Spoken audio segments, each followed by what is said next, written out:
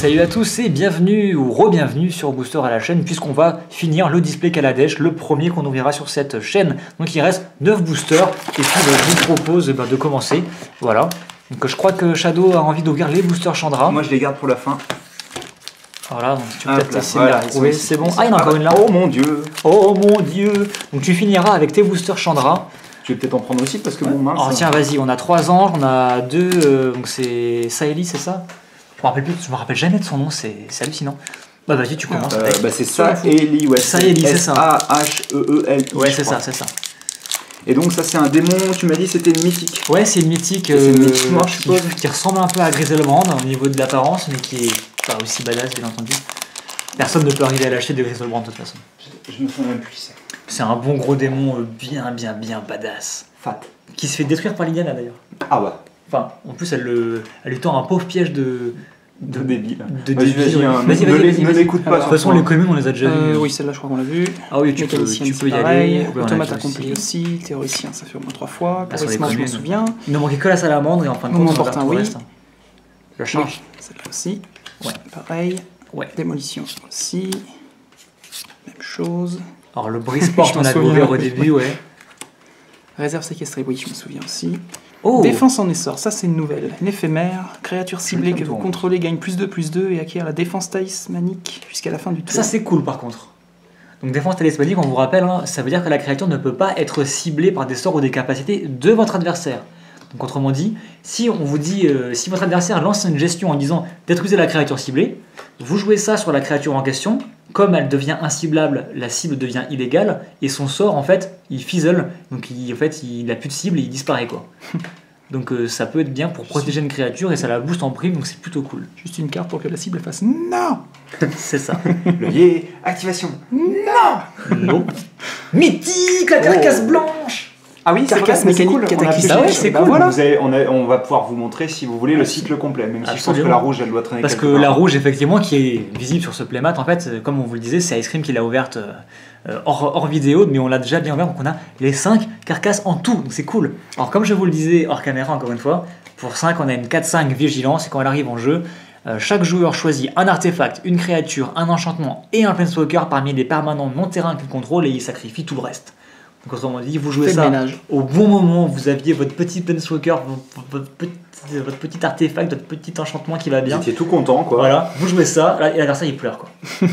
Non franchement si c'est placé au bon moment ça peut vous faire gagner. Par contre c'est cool mais moi je veux avoir tous les jetons, hein. Il y en a 12, on n'a pas tout pioché donc tu bon, très bien, mets au boulot. Donc ensuite on a un jeu de superbe marais. Ouais, et un petit jeton. Et encore un cerveau que je devais avoir je pense dans les...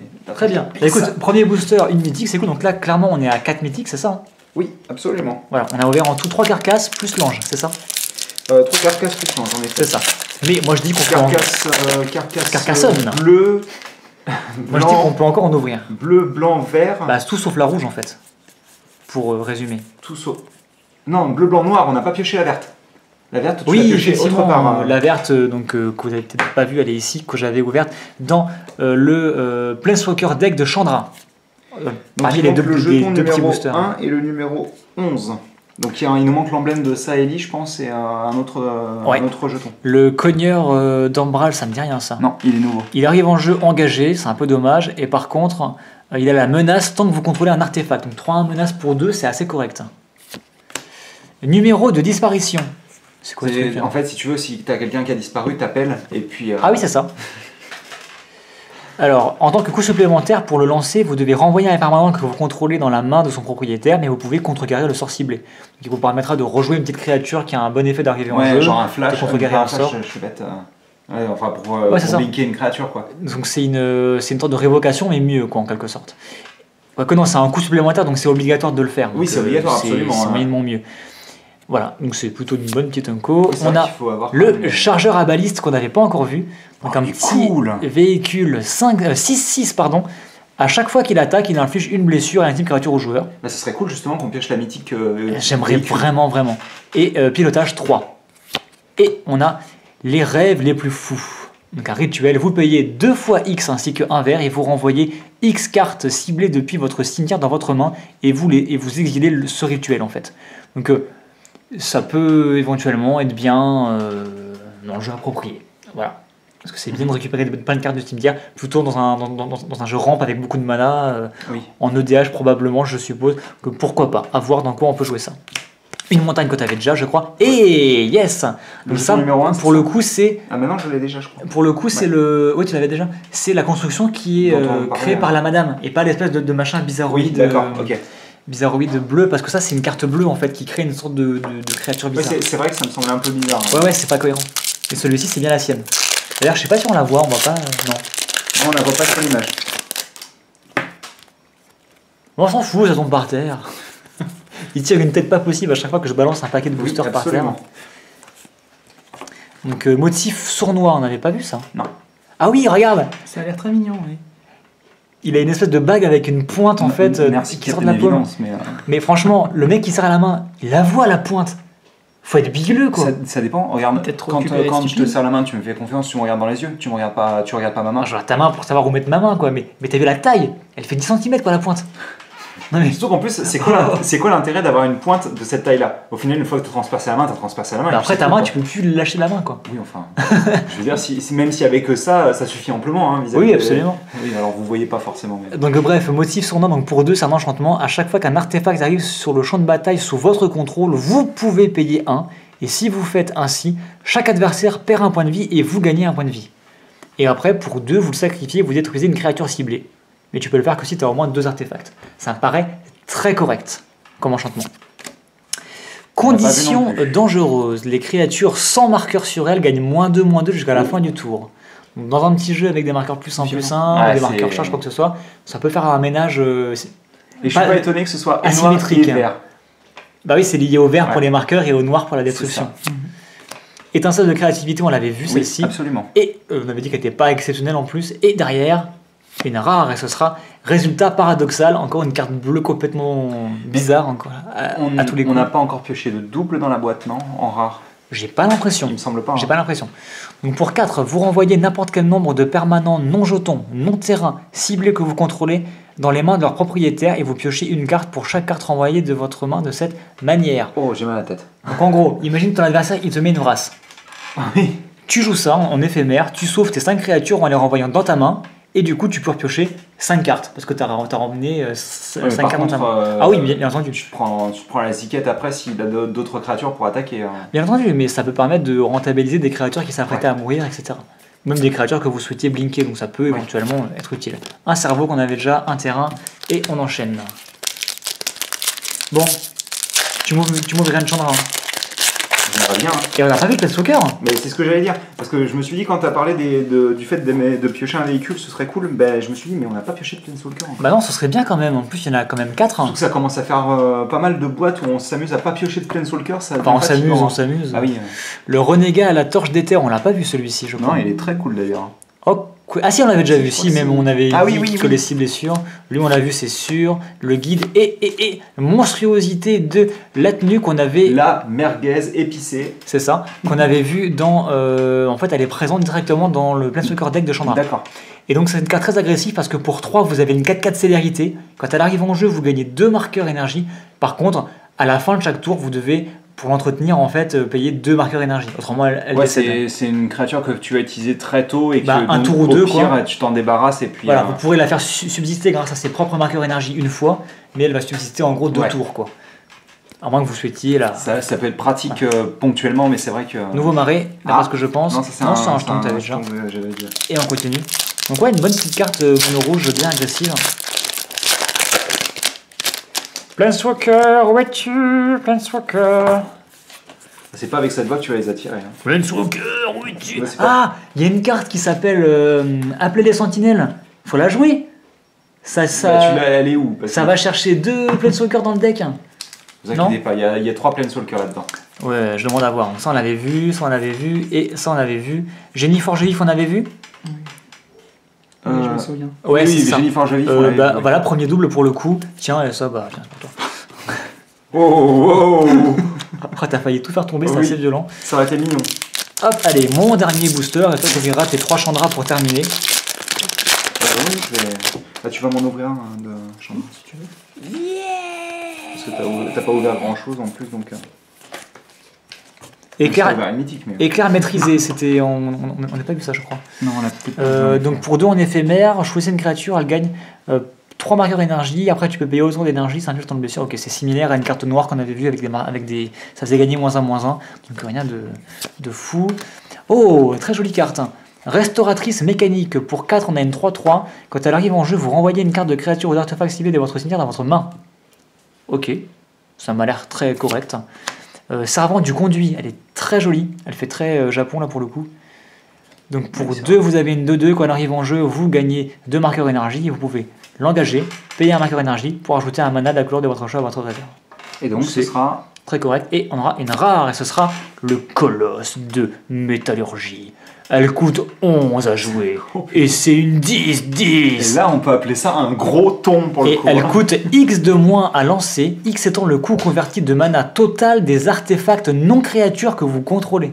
Ça peut être violent en effet. Et à tout moment, tu peux sacrifier 2 artefacts pour le renvoyer depuis ton cimetière dans ta main.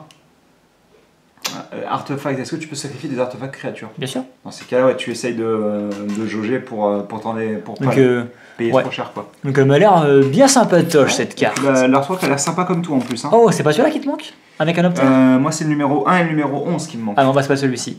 Donc bah écoutez, voilà, il reste 3 petits boosters Chandra. Chandra comme tu le tiens, vas-y. Celui-là, je le sens bien. Tu le sens, mais tu le sens. Après, on l'avait qu'une seule fois ce petit jeton là. D'accord. Alors, hop. Bah, c'est pas la partie la plus folle pour le moment. Hein. Ah bah, on a quand même une carcasse blanche. Oui, mais aucune foil. Mais ah oui, pas de foil en effet. En effet. Voilà, c'est parti. Bah, une foil dans ce booster, moi je veux une foil. Je vais voir ce que je peux faire. S'il te plaît. Comme les rats, le dromadaire, Bernard l'ermite, on l'a vu. Oui, le Bernard l'ermite. On l'a déjà vu celle-là? Oui, on l'a déjà vu. Je me rappelle pas. Bon. Si. Je vous fais confiance. Ça aussi, on l'avait vu en effet. Ça aussi, Famine, artisan, auto-assembleur, aussi, tactique de dégâts. Ah, joueur de trompe de la foi. Ça, non, on l'a pas vu. C'est un éléphant. Ça ne me dit rien. Alors, pour 3, on a une 2-2. Au début de chaque étape de fin, si un marqueur +1/+1 a été mis sur un permanent que vous contrôlez ce tour-ci, et là, vous mettez un marqueur +1/+1 sur le joueur de trompe à la foire. Je vois vraiment beaucoup ça dans les jeux évolution. En fait, c'est une sorte d'évolution un peu gratos, ça peut être. Mais c'est pas à chaque fois, par contre, c'est une fois par tour, tu places un marqueur. S'il y a eu un marqueur à ajouter sur une nouvelle créature, vous en ajoutez un de plus. C'est plutôt cool. Je l'aime bien. Il faut jouer ça avec des créatures justement qui se rajoutent de manière régulière. C'est ça, absolument.